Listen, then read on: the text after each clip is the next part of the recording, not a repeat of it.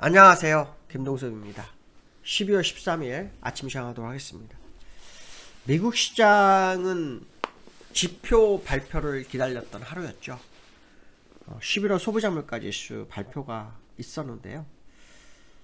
지난해 같은 기간 대비로 3.1%가 올랐고요. 전월 대비로 0.1% 상승했습니다. 근데 전월에 3.2%였기 때문에 그거보다 0.1% 준하가 됐습니다. 근데 좀 특이한 게 유가가 많이 하락했는데도 별로 움직이지 않았다는 겁니다. 그렇다는 얘기는 다른 인플레이션 지표는 올라가고 있는 거 아니냐, 이런 해석도 되죠. 만약 유가가 떨어지지 않았다면 인플레이션이 이만큼 내려오지 않았겠죠. 그것도 한번 생각을 한번 해볼 필요성이 있고요. 근원 CPI, 그러니까 에너지하고 식료품을 제외한 이 소비자 물가지수는요 4.0%입니다.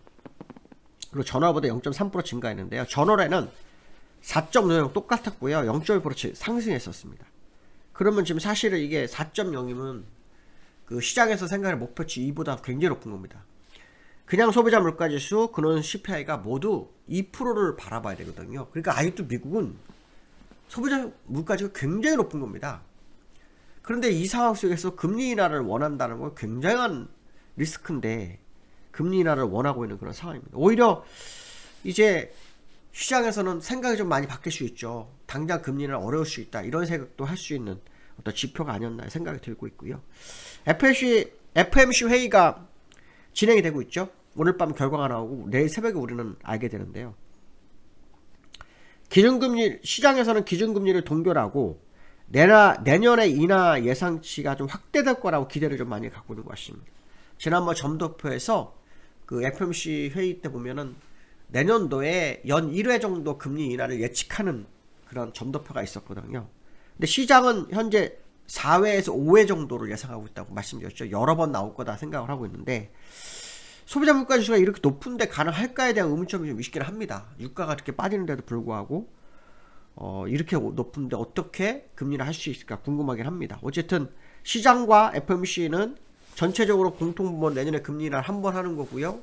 다만 이제 시장과 연준이 그 차이가 횟수의 차이다, 이렇게 보시면 되겠죠. 제롬 파월의 힌트가 어떤 식으로 발언되는지 봐야 되겠죠. 제가 볼 땐 똑같죠. 상황에 따라서 대응하겠다 얘기하겠죠.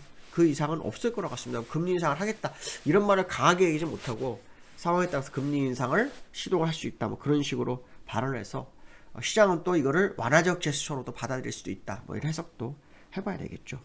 12월 달에 동결 가능성은 현재 98.4%, 엄청 높은 거죠.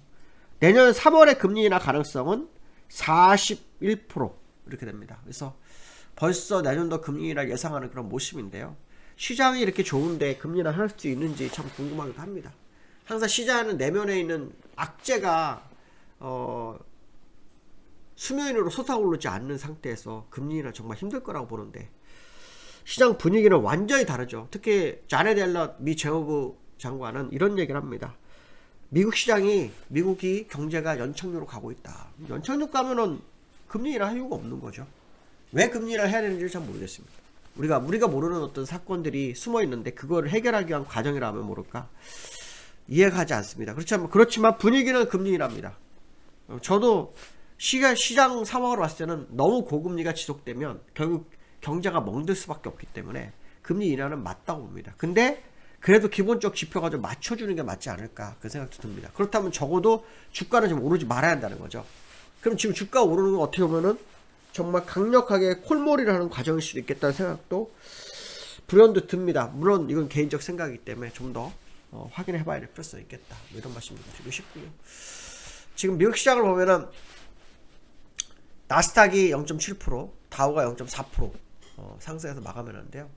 차트를 보시면 다우는 장 초반에는요 약보합했습니다. 0.09%.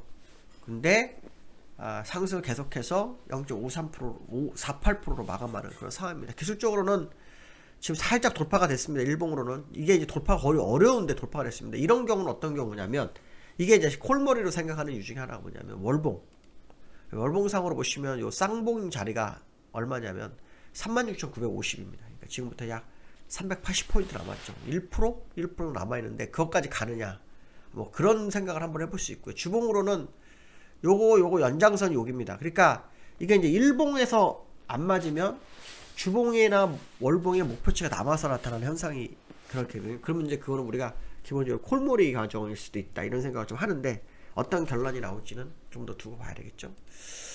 그 다음에 나스닥도 한번 볼까요? 나스닥도 지금 돌파가 되고 있죠. 돌파가 되고 있습니다. 돌파가 되고 있는데 요게 장초반 0.3% 하락을 했었네요. 근데 요거를 요 부분을 보시면은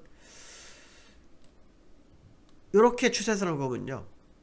돌파해도 갈 수 있는 공간이 여기 한정되는 공간이 있습니다. 그러니까 지금 이 시장이 어마어마하게 센 것처럼 보이고 있는 상황입니다. 이게 이제 실패가 하면 끝나는 거고요. 이게 진짜 돌파가 되면 기술적으로 진짜 보기 힘든 장이 오는 겁니다. 저는 거의 이런 장은 본 적이 없거든요. 이렇게 강세의 장을 볼 수가 없습니다. 근데 이런 와중에 금리 인하를 요구한다? 이거는 진짜 상상을 불허하는 거죠. 이건 상식과 굉장히 멀은 얘기입니다. 그러니까 아마 미국 내에서도 문제가 부동산, 상업용 부동산이라든가 지난번에 위역스 같은 어떤 것에서 파산했잖아요. 그러니까 이제 그런 부분들이 있는데 그걸 다 무시를 하는 거 아니냐. 다 무시하고 뭐 금리 인하나 인상이냐 뭐 이것만 가지고 시장을 끌어올리고 있는 거고 그 문제는 지금 시장에 계속 화두가 되고 있어서 그로 인해 금리 인하를 해야 된다. 이래야 되는데 우리나라에서는 사실 미국에 있는 내용들을 다 알 수가 없어요. 그러니까 우리가 이제 거의 뭐 장님 형태에서 시장을 봐야 되는 거죠. 그러니까 기술적 분석에 집중할 수밖에 없는 이유 중에 하나거든요. 근데 기술적 분석 싸움으로 정말 어려운 곳까지 올라와 있는 굉장히 어려운 곳까지 올라와서 이게 진짜일까 하는 의문점을 갖기 시작하는 상황이 되었다 이렇게 보시면 될 것 같고요. 이 후행 스팬으로 여기서 이렇게 선을 이렇게 한번 그어보면은 진짜 이게 진짜 어려운 부분이거든요. 쉽지가 않습니다. 그래서 한 번 더 상황을 더 지켜볼 필요성이 있겠다. 뭐 이런 말씀 해드리고 싶고요. 국제유가가 다시 70불 하회. 얼마 전에 제가 국제유가 얘기 한번 한 적이 있었는데 몇 번 했었는데요. 여기가 바닥이냐 언더슈팅으로 60불 가냐 아마 그 얘기를 했을 거예요. 그죠? 지금 다시 여기 지난번 여기서 비석형 십자 거의 뭐 도찌형 캔들 만들어 돌렸었는데 다시 한 방에 그냥 제자로 돌아왔습니다. 오늘 3.8% 내렸죠. 아마 재고나 뭐 이런 것들이 지금 계속 많다고 하죠. 많은 상황이다 이렇게 보는데 국제유가가 쌍바닥을 만드는 과정인지 아닌지를 확인해야 됩니다. 왜냐면 일목구전파상으로는 하락이 진짜 만만치 않은 구간이 있거든요. 이제 언더슈팅이 됐을 때 이제 악재가 터져갖고 확 밀어버릴 때 언더슈팅이 오는데 그거 아니라면 사실 국제유가가 더 하락하기는 어렵지 않을까 생각이 드는데 한번 지켜보실 필요성이 있고요. 다만 이 국제유가 하락이 지금 보세요. 지난달에 평균 달러가 77불이었어요. 그 전달에 얼마였냐면 평균이 한 80불 10불 내려왔어요. 10불 넘게 내려왔거든요. 그래서 소비자 물가지수가 안 내려왔다는 겁니다.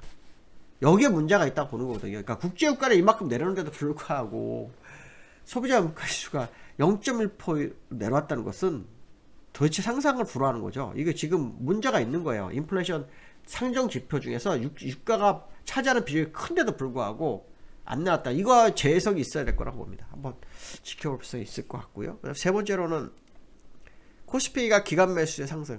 어저께 코스피는요. 기관이 매수였습니다. 5,600원. 외국인은 그냥 별거 없었습니다. 700원 샀지만 그것도 마지못해 사는 그런 느낌이었거든요. 그래서 기관이 시장을 이끌어주는데요. 이 기관이 이끈 것 중에 제일 중요한 종목은 뭡니까? 삼성전자였어요. 삼성전자를 끌어올렸죠. 삼성전자를 막판에 끌어서 막판에. 지금 막판에 삼성전자 계속 끌어올리고 있거든요. 막판에. 그래서 삼성전자 흐름을 봐야 될 것 같습니다. 이게 반도체주가 코스피 박스권을 벗어나게 할지 아니면 여기서 끝을 낼지는 좀 두고 봐야 되겠지만 기술적으로 정말 쉽지 않은 구간에서의 싸움이 아주 강력하게 들어오고 있어서 한번 생각을 잘 해야 될 것 같습니다. 어쨌든 오늘도 기관의 수급 동향 그다음 삼성전자의 흐름을 한번 지켜볼 필요성이 있겠다 이런 말씀 드릴 수 있을 것 같습니다. 오늘 여기까지 하겠습니다. 감사합니다.